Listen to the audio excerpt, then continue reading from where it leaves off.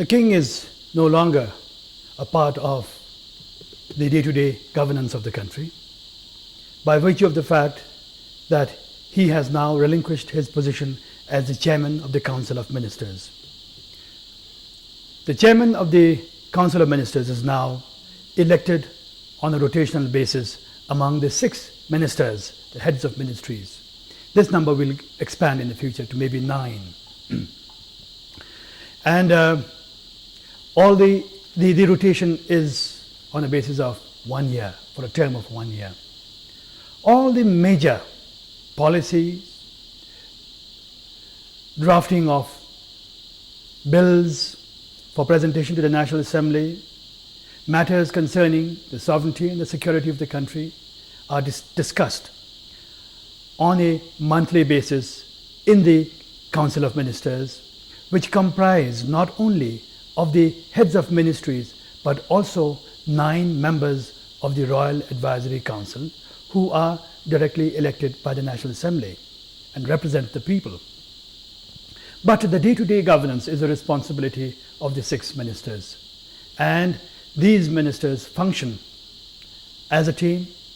It's a collegiate effort, and this is realized through a weekly meetings that we hold. But this rotational system where the chairman only stays in office for a period of 1 year, doesn't it act as a hindrance? I mean, in 1 year, a person may not be able to realize all that he wants to do. Well,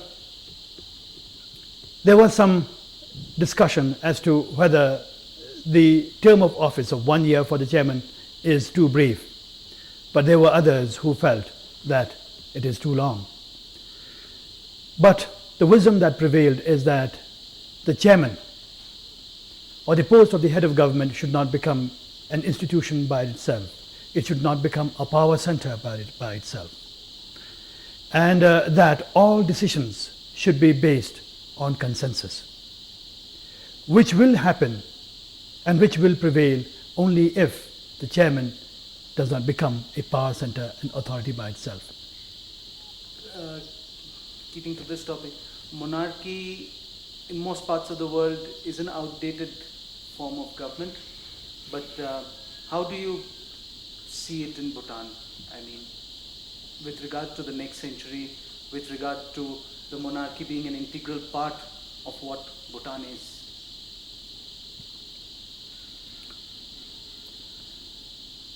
Monarchy has always played a very important role. It is monarchy that brought stability and peace to this country and has put this country on the path of development. More recently, it is the monarchy that has committed itself to the process of democratization of the Bhutanese society, that has brought good governance. In fact, if you look at all the changes in the country, the development that have taken place, you would realize that the throne is in fact the fountainhead of all these changes. Every form of government usually works on a basis of checks and balances. Like you said that there are checks so that a certain chair does not become a power center. It is, suppose there comes a time when there might be a conflict between the monarchy and the Council of Ministers. Is there any set rules, or how would that be resolved? Well, we have essentially the standard check and balance in our system of governance, in that we have 3 independent branches of government. That is the legislative, the judiciary, and the executive, of which I am a part. Within the executive also, within the Council of Ministers also, I had mentioned that there are 9 members of the Royal Advisory Council. Their function is essentially to be involved in, to be associated with the functioning of the government and to report both to the National Assembly as well as to His Majesty the King on how responsibly and accountably we are discharging our functions and responsibilities. Should we feel that the Council of Ministers are not being responsible, we would come under the purview of the National Assembly or His Majesty the King. And just as we are elected by the National Assembly, we can be removed. Likewise, His Majesty the King himself is also accountable to the National Assembly. Whether there is a conflict between the Council of Ministers and His Majesty the King, or whether the King is discharging his authority responsibly, or whether he is a good king or not, is again something that comes under the direct purview of the National Assembly. And according to the change that was introduced last year, the king is also subjected to a vote of confidence. How do you keep the purity of Bhutan's culture vis-a-vis the modernization that is taking place? I mean, you have a very strong sense of what is right and what is wrong. You have rules and regulations guiding society which is still in place. But with modernization, youngsters might not want to wear the national dress. It's probably already happening. How do you balance that? You ask such questions that require very long answers, so it's going to be very difficult for me to condense but I'll try to be as brief as I can. And it's an important question. We believe that culture is essentially, cultural traditions, practices are essentially tools fashioned by society for its own advancement. And society is dynamic. The Bhutanese society is dynamic. And therefore, maintaining the purity of Bhutanese culture doesn't really arise. It is not a question, it is not an issue. The purity is not in question. It is maintaining the Bhutanese culture and identity. Aspects of our traditions which need to be preserved, we would like to preserve. And culture, traditions are basically expression of values. There are values that will be timeless, that are essential for Bhutan, and we will try to preserve those. But there are values which are no longer aspired for by our Bhutanese society, and there would be resultant practices that are no longer relevant in a changing society. We have the wisdom and the will to discard and reject those and move forward. Bhutan is a small country sandwiched between two huge neighbors. And how difficult or how easy has it been over the past decades to maintain your identity with regard to these two huge neighbors that are on your borders? Not difficult at all. It hasn't been difficult for Bhutan to function as a sovereign, independent state, despite the rather precarious geopolitical situation located between two large neighbors, as you say, were the two largest populations in the world. And that is because we have adopted from the beginning a very pragmatic approach. We are aware of the realities. And among the realities is that we are located on the southern slopes of the Himalayas. Our access to the outside world is through the south, through India. Our access to the sea is through India. India is a large country that has an inexhaustible capacity to absorb whatever we can produce. It is a huge market for us. And it is also a source for many products, many technologies that this country needs. And so, a cornerstone of our foreign policy has been to maintain the best of relations with India. And with that, it has also been our policy to maintain the best of relations with all the countries in the world, in particular our neighboring countries.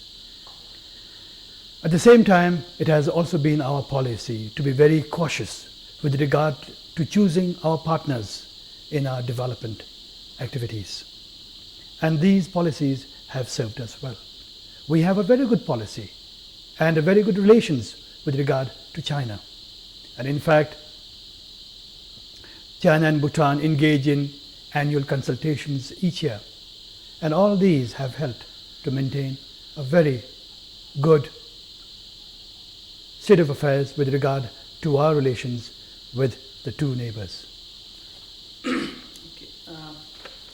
And as far as world politics goes, what role does Bhutan play?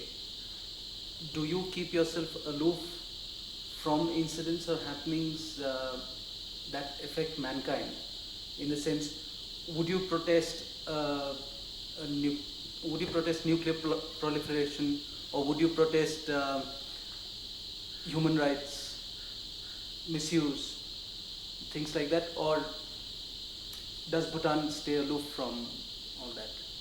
Well, Bhutan is, as I said earlier, a member of the United Nations.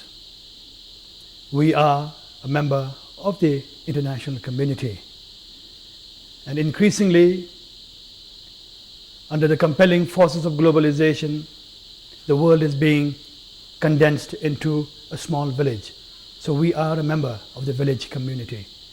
And as a member of the community, we have to be responsible and we have to be concerned with regard to how the larger village develops.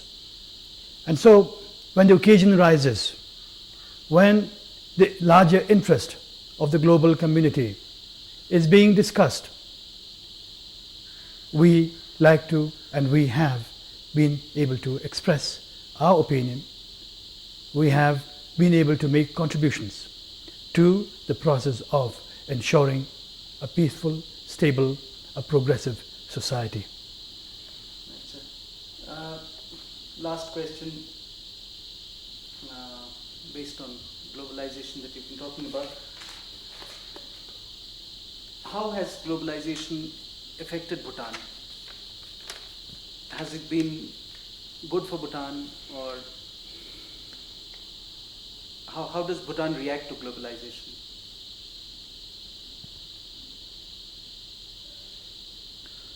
Well, globalization is a reality. Its forces are compelling. There are many advantages to be seized from this process. There are also threats and dangers that a small country like Bhutan faces. But largely, we would like to think that there are more opportunities than there are risks.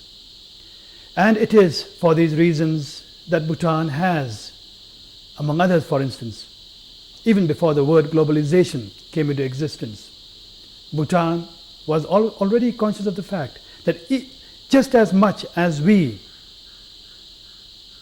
want to preserve our culture and our traditions, we realized the importance of the fact that we are a part of a global community. And communication is so very important. And that is why, as far back as the 1960s, we adopted the international language of English, which has served us well in now being able to take advantage of the globalization process, being able to have access to all the technologies that are now immediately and readily available, being able to make use of the communication facilities, the access to knowledge.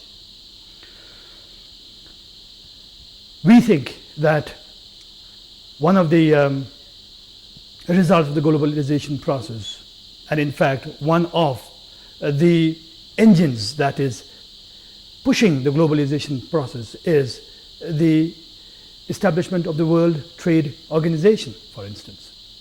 And here again, how we can benefit from this organization, through this organization, has to do with how we can communicate. And we are aware that if we do not become a member of the WTO, we can be marginalized. And so we are already engaged in trying to become a member of the WTO. We have just recently submitted our application.